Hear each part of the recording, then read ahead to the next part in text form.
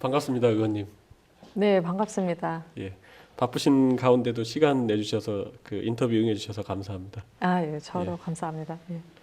어떻게 한국에 오게 되셨는지 먼저 네. 여쭤보고 싶습니다. 처음 남편을 만나서 결혼하게 되고 남편이 한국 사람이어서 남편 따라서 2003년에 처음 한국에 오게 됐습니다.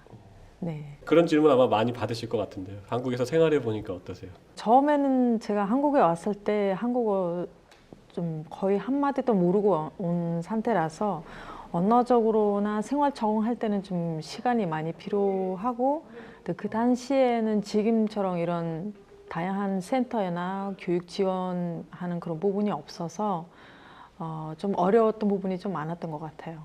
정치에 처음 입문하시게 된 계기는 어떻습니까? 정치에 대해서는 생각은 전에는 없었는데 한국에 와서 뭐 한국어도 배우고 한국 생활도 하고 똑같은 친구들도 만나고 이런 과정 중에서 다른 나라에서 오신 많은 분들도 만나고 그분들하고도 대화도 나누고 어려운 부분도 서로 나누고 좋은 일 있으면 또 서로 축하해주고 뭐 이렇게 지내다가 출입국 사무소에서 그런 모임이 있었습니다.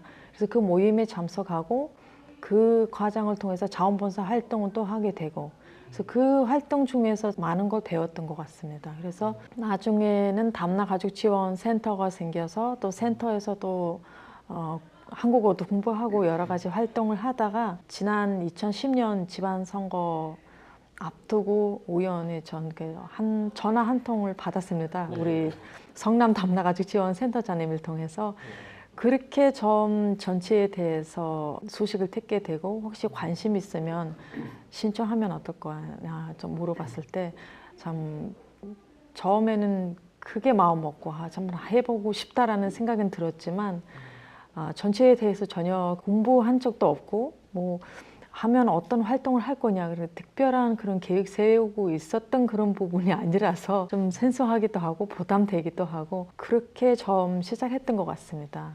그렇지만 지난 기간 동안 그런 많은 분들 만나고 그 분들하고 좋은 일, 안 좋은 일 다양하게 나누면서 도와줄 수 있는 부분이 있으면 좀 이런 부분에서 도와줬으면 좋겠다. 우리는 이렇게 활동하면 더 좋아질 것 같다. 아니면 정보 측에서도 이런 부분 조금 관심 가져주면 더 빠른 시간에 우리가 좀 편하게 살 수 있구나라는 생각들은 많이 들었어요. 그래서 그런 부분에서 생각해 보면 언젠가 누군가 할 수 있는 일이지 않을까. 그러면 이번에 이런 좋은 기회가 생긴 만큼은 해보는 것도 좋을 것 같다라고 그 마음 먹었죠.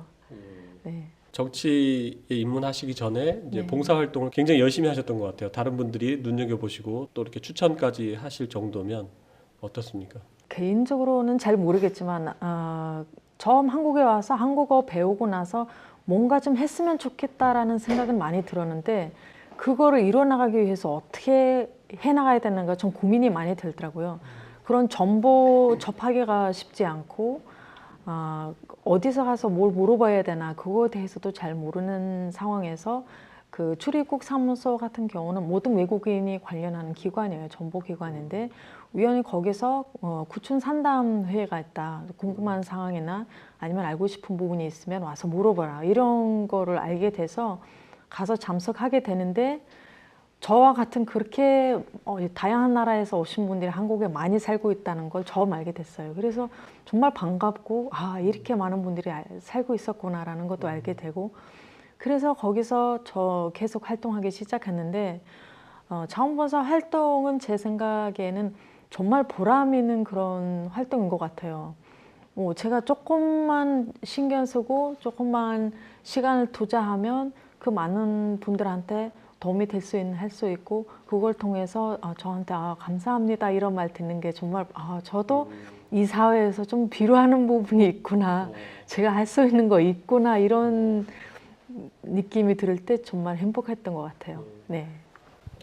낯선 나라에 오셔서 다른 분들을 위해서 봉사활동을 많이 하시고 또 거기서 또 보람을 크게 느끼셨던 것 같습니다. 네.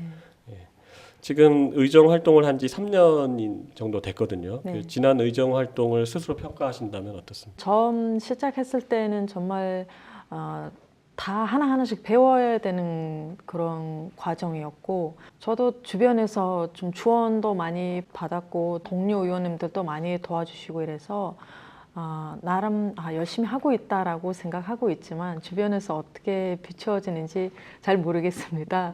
하지만 지난 3년 동안은 정말 많은 걸 배웠어요. 한국에 처음 와서 7, 8년 사는 것보다는 지난 3년이 훨씬 많은 걸 배울 수 있었고, 또 그만큼 많은 사람들도 만날 수 있었고, 이런 부분도 있었구나. 정말 새로운 걸 또 알게 되는 거고, 특히 또 저한테 개인적으로만 또 변화가 뭐냐라고 물어보면 한국어가 정말 많이 늘어났습니다. 이전에는 이런 업무적인가 군식적인가 아니면 제가 접하지 못하는 분야이면 별로 스릴이 없잖아요. 그래서 그렇지 않고 정말 다양한 분야에서 다양한 사람들 만나고 다양한 주제로 얘기를 나누다 보면 한국어를 열심히 배워야 돼요. 그래서 한국어도 많이 배웠고 업무에 대해서도 많은 걸 알게 되고 정책이라는 거는 이렇게 만들어지고 이렇게 행정에서 공무원들이 시행을 하고 있고 그거를 국민들이 이렇게 받고 있는 거구나. 그걸 위해서 우리는 뭘 할 수 있을까에 대해서도 고민할 수 있는 참 좋은 시간이었던 것 같습니다. 다문화 가족이나 결혼 이민자들에 대해서 그 남다른 관심을 가지고 계시다고 보여지는데요. 네. 이분들이 당면한 문제라고 하면 어떤 게 있을까요? 열심히 살고 있는 분들 보면 저는 특별한 큰 문제가 없다고 봐요. 한국에서 성공적으로 정착했다라고 하는 거, 그 성공을 하는 기준이 뭘까라고 생각하면 저 개인적으로는 뭐 지방의 뭐 양평이나 이천이나 이런 데 가서 그 센터나 이런 데가 그 행사 참석하거나 이렇게 보면 거기 아이들 셋이나 아이들 넷이나 있고 뭐 남편도 직장 다녔지만 본인도 직장 다니고 그럼에도 불구하고 센터에 나와서도 열심히 활동하고 이렇게 보면 그 얼굴이 참 행복해요. 아무리 바쁘고 뭐 힘들 때도 있지만 웃으면서 열심히 친구들하고도 같이 하고 아이들도 열심히 키우고 집에서도 열심히 노력하고 살고 있는 모습을 보면 이분들이 정말 성공했구나라는 생각 들 때가 있어요. 그래서 가끔씩 좀 아쉬운 부분이 언론이나 이런 통계나 보고서를 보면 뭐 다문화 가정이 60% 이상이 뭐 한 달에 수익이 뭐 200만 원 이하든가 뭐 300만 원 이하였든가 굉장히 어렵게 살고 있다. 뭐 빈곤층이 많다라고 얘기하는데 물론 그것도 맞지만 가끔씩은 그분들이 마음적으로 본인이 그렇게 생각하지 않은데 우리가 그렇게 얘기하고 있는 거 아닌가라는 생각도 잠깐 들 때가 있어요. 그 부족한 부분은 있을 수는 있죠. 누구나 당신이 행복하냐고 물어보면 여기 네, 전 만족스럽습니다라고 대답할 사람은 얼마일까 그건 잘 모르겠지만 그래서 다문화 가정들을 만나보면 아주 사소한 것도 그분들이 행복하게 받아들이고 웃으면서 받아들이고 어려운 부분도 아주 조그만 것도 어렵게 느껴질 수도 있지만 그만큼은 그런 조그만 어려움을 극복하면서 이거를 제가 할 수 있는 거였구나 이제 배웠다 아니면 이런 부분을 잘 넘겼다 아니면 또 옆에서도 격려해주고 이러니까 그래도 나름 각자 열심히 살고 있는 분들이 참 많구나라는 생각이 들 때가 있어요. 네. 행복하고 정상적으로 사는 그런 분들도 많은데 우리가 네. 사회적인 시각이 네. 좀 더 부정적으로 보는 인식이 있는 것 같아서 안타깝다는 말씀이신 네. 거죠. 그럼에도 불구하고 사실은 이제 좀 전에 말씀하신 것처럼 다른 그 가정보다 수입이 적거나 또는 뭐 이혼율이 뭐 이렇게 좀 더 많거나 네. 하는 그런 문제 때문에 저희가 다문화 가정을 또 사회적 약자로 이렇게 봐서 지원 정책을 만들고 하는 거지 않습니까? 그래서 네. 그런 측면에서는 어떤 정책을 이렇게 만들어야 된다고 보시는지. 멀리 좀 바라보면 다문화 가족들한테 뭐 복지적인 정책이나 지원도 필요하겠죠. 그거보다는 제가 생각할 때 교육적인 부분에서 좀 지원이 필요하지 않을까. 그분들한테 뭔가를 가르쳐주고 그분들이 뭔가를 배워두면 나중에 10년 후에나 20년 후에 그분들이 그거를 이용해서 안전하게 살 수 있다는 게 좀 필요한 부분이 있지 않을까. 뭐 지금 당장 어렵겠죠. 어려울 수도 있지만 뭐 학교 다니고 싶은 분이면 장학금이나 이런 부분에서 조금 더 지원해주고 공부를 할 수 있게끔 해주고 뭐 학생들한테도 이 학비나 아니면 교복 그 사입는데 좀 어려운 부분이 있다 이러면 이런 부분에서 좀 도와줄 수 있으면 나중에는 더 많은 도움이 되지 않을까. 복지 지원은 계속 끝이 없어요. 그분한테 먹을 거나 뭔가 준다고 하는 건 오늘도 줘야 되고 내일도 줘야 되고 그 다음날도 줘야 되는 부분인데 그 사람을 뭔가 가르쳐주고 배워두면 나중에 우리나라의 그 경제적인 부분에서도 훨씬 전략적인 정책이 있지 않을까라는 생각이 듭니다. 그래서 이런 부분에서 더 많은 관심을 갖고 뭐 다문화 가정 엄마들이나 아니면 자녀들 교육 위해서 좀 더 관심 가져야 되지 않을까라는 생각이 듭니다. 특별히 뭐 다문화 가정들이 남편하고 좀 나이 격차가 좀 많다고 얘기하잖아요. 그렇게 따져보면 그 가정이 아빠가 경제 활동을 중단할 때 뭐 은퇴하거나 뭐 여러 가지 사정이 있어서 일을 못 하게 되면 그러면 그 가정이 생활이나 뭐 아이들 교육이나 모든 문제를 그 엄마가 또 부담해야 되는 상황이잖아요. 현실상은. 그렇게 되면 그 어머니가 미리 좀 배워두고 아닌 거 뭔가 뭐 자격증 하든가 뭐 이런 거 배워뒀으면 막상 그런 어려운 시기에 하면 잘 극복할 수 있지 않을까라는 생각도 많이 듭니다. 우리나라의 그 외국인 이민자 정책 중에서 네. 개선할 점이 있다면은 혹시? 요즘 제일 이슈 되는 부분이 아마 인식 개선에 대해서 많은 관심을 갖고 있는 것 같아요. 그렇지만 제 개인적으로 봤을 때 우리나라 정책이 너무 앞서간다라는 생각이 가끔씩 들 때가 있어요. 정책이나 법률적이나 제도적인가 이런 건 너무나 잘 만들고 잘 가는데 이걸 따라서 국민이나 일반 시민들이 그거를 잘 습득하고 따라가고 있냐는 거는 좀 한 번씩 뒤돌아봐야 되지 않을까. 아니면 지금까지 우리가 해왔던 거를 한 번 더 좀 돌아보고 앞으로 좀 멀리 보고 우리가 몇십 년 후에는 어떻게 이 다문화 가정이 살고 있을까? 아니면 우리 사회가 어떻게 돼갔을까에 좀 보고 정책 쪽에서도 좀 변화가 있을 것 같아요. 아마 새 정부에서도 이렇게 생각하고 앞으로 다문화 관련 정책을 미리 예측하고 세우지 않을까라고 기대하고 있고요. 그래서 지금은 뭐 인식에 대해서도 많은 얘기들이 나오고 있고 또 자녀나 중도 입국 자녀라고 얘기하는 부분에서도 많은 관심을 갖고 있는데 그 부분이 다 중요하다고 생각합니다. 장기적인 차원에서의 정책적인 그 배려나 지원이 더 필요하다는 말씀을 좀 강조해서 여러 차례 해주신 것 같습니다. 외국에서 오시는 분들이 이제 적응하는 과정에서 언어에 대한 문제, 그리고 그 자녀를 기르는 과정에서는 또 교육 문제 때문에 사실 곤란한 경우를 많이 겪으시는 것 같습니다. 네. 그런 부분에서는 어떤 식으로 좀 이렇게 개선점이 필요하다고 보시는지. 제가 살아보는 경험이나 아니면 주변에서 있는 많은 분들을 보면 언어적으로 의사소통이 되면 그 어느 정도는 어려운 부분을 본인이 해결할 수 있고 뭐 경제 활동할 때도 많이 도움이 되고 뭐 가정에서 자녀 교육할 때도 본인한테 많이 도움이 되는데 그런 부분에서 조금 더 다문화 가정들이나 아니면 정부 쪽에서도 관심 갖지만 본인이 개인적으로도 배우고자 하는 그 의지가 좀 필요한 것 같아요. 그래서 그런 것도 좀 한번 생각해 봐야 되지 않을까. 그리고 자녀 교육도 굉장히 중요한 부분이에요.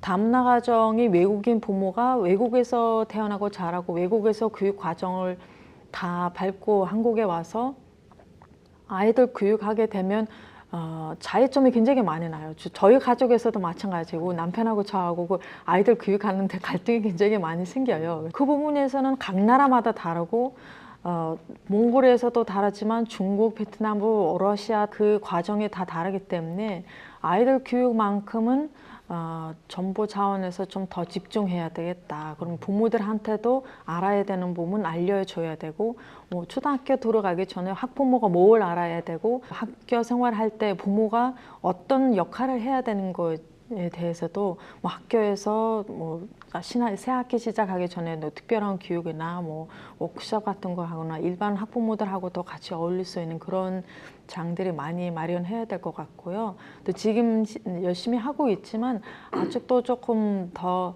그런 부분에서 늘려야 되지 않을까라고 생각합니다. 의정 활동 중에 다문화 가족을 이렇게 도우신 사례가 있다면 좀 소개해 주시겠습니까?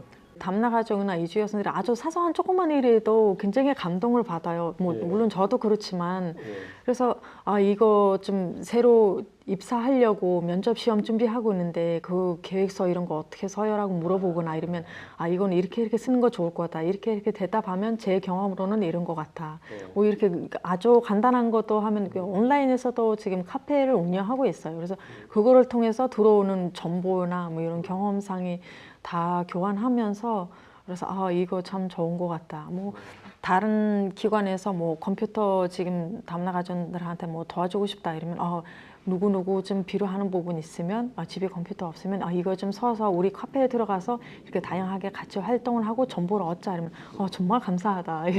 그런 부분에서 작지만 굉장히 보람 느끼는 것 같아요. 다문화 가정에 계신 분들한테 직접적으로 필요하고 또 그분들이 절실하게 느끼는 것을 보통 한국 사람이 보면은 뭐 그게 뭐 대단해 이렇게 말할 그렇게 사소한 것들이 그분들한테 아주 절실하고 필요하다면 그게 아주 잘하시는 일이죠. 의정 활동 이제 3년 정도 하시면서 이제 행정사무감사 그다음에 여기 그 상임위 활동 또는 뭐 특위 활동 이렇게 중에 이제 특별히 이렇게 소개하실 만한 내용은 없을까요? 제가 혼자서 하는 것보다는 지금 상임위원회에서 같이 활동하고 있는 의원님들이 다 다문화에 대해서 관심이 굉장히 많으신 분들이에요. 그래서 저 혼자서는 해낼 수는 없어요. 저 혼자 뭐라고 해도 그 옆에 있는 분들이 다 같이 이해해주고 집행부에서도 마찬가지고 이거는 정말 이렇게 필요한 거구나.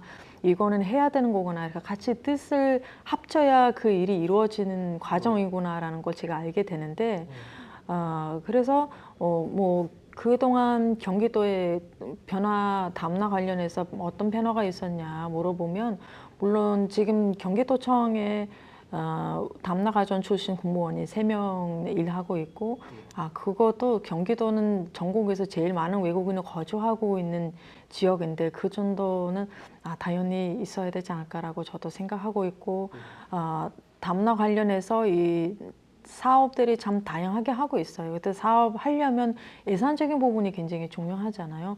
그런 부분에서 좀 확보해야 되는 부분이면 상임위원회에서 같이 의논을 하고 이런 부분에서 우리가 좀 도와줘야 되는 부분이구나 아니면 이 사업은 꼭 해야 되는 부분이구나 이런 부분도 결정할 때 기여하는 부분이 있을 수 있고 그리고 경기도의 이재준 의원님을 통해서 시작한 부분인데 외국인 인권센터가 이번에 설립됐어요. 그래서 그것도 큰 시작이지 않을까. 우리 위원님들도 그만큼 이해하고 이분들에 대해서 뭔가 이런 부분에서 부족하거나 이거를 더 우리가 활성화해서 지원해야 되는 부분이구나 이렇게 이해하고 있다는 것 자체가 제가 여기 있으니까 다른 분들한테도 영향을 주고 있구나 아니면 그런 관심도 갖게 하는구나. 그래서 그만큼 또 열심히 노력하고 활동하고 있습니다.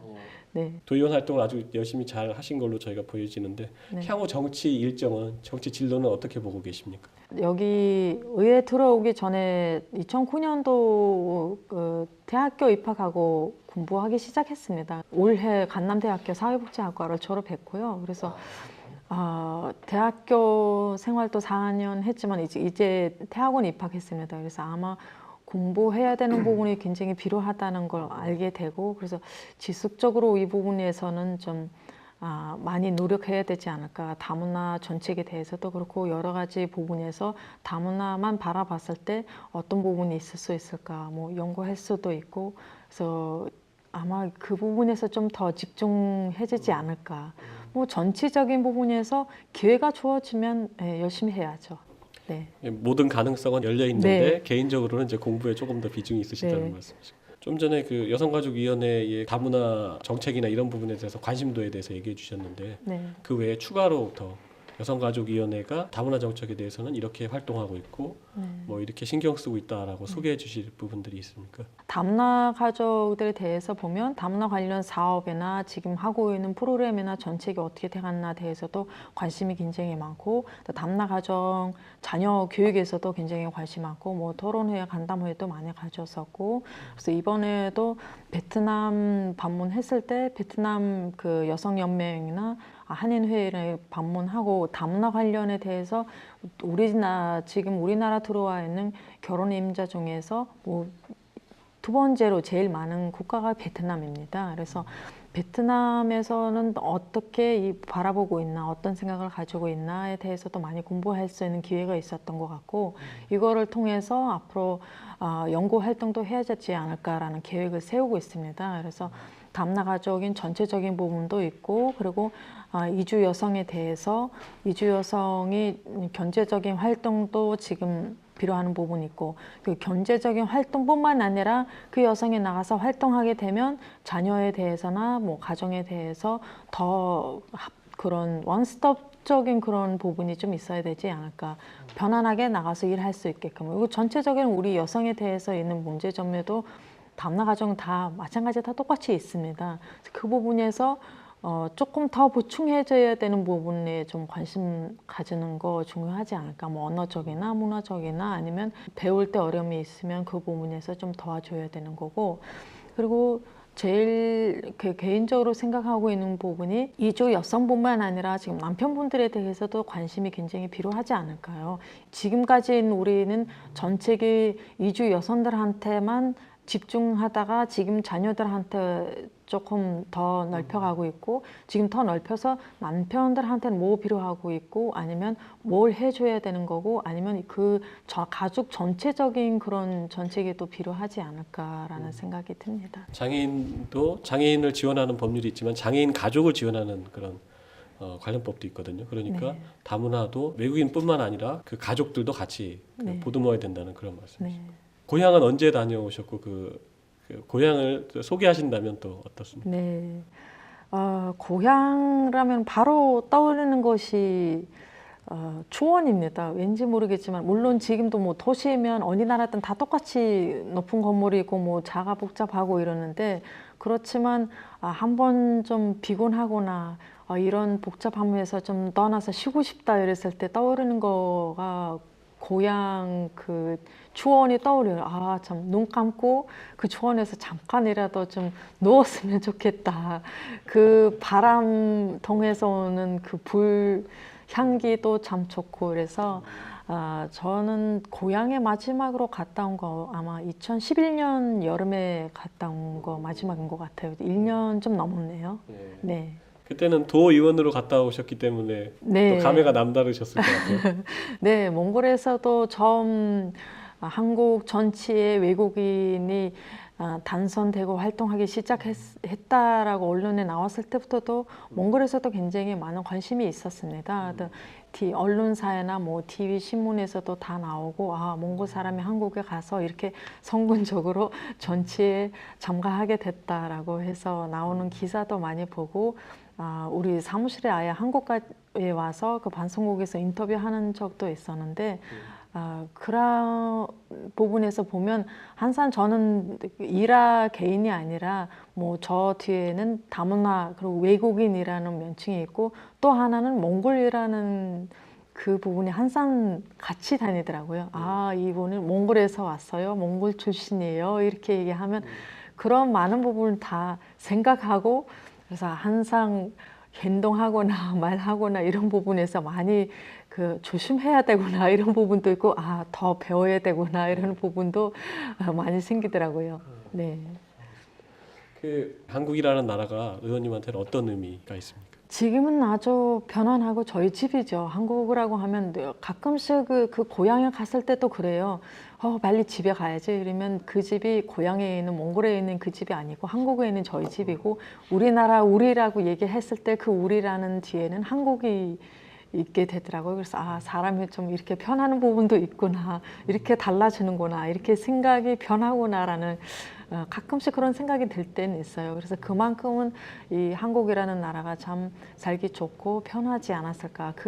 이 국민들이 저를 그렇게 따뜻하게 반겨주고, 뭐 부족한 부분도 있을 수도 있지만, 저도 물론 사람이니까 안 좋은 일도 겪은 것도 있죠. 그렇지만 제가 그거를 극복하고 그거를 다 끝나고 후에 보면, 그런 것도 사람 살 때는 있을 수 있죠. 저도 몽골에서도 그런 일도 있었을 거예요. 이렇게 생각해 보면 참 좋다. 지금은 저희 집이고 저희 고향이죠. 예. 끝으로 그 다문화 가족들, 한국에 와서 생활하시는 그 외국인 분들, 다문화 가족들에게 한마디 해주신다면?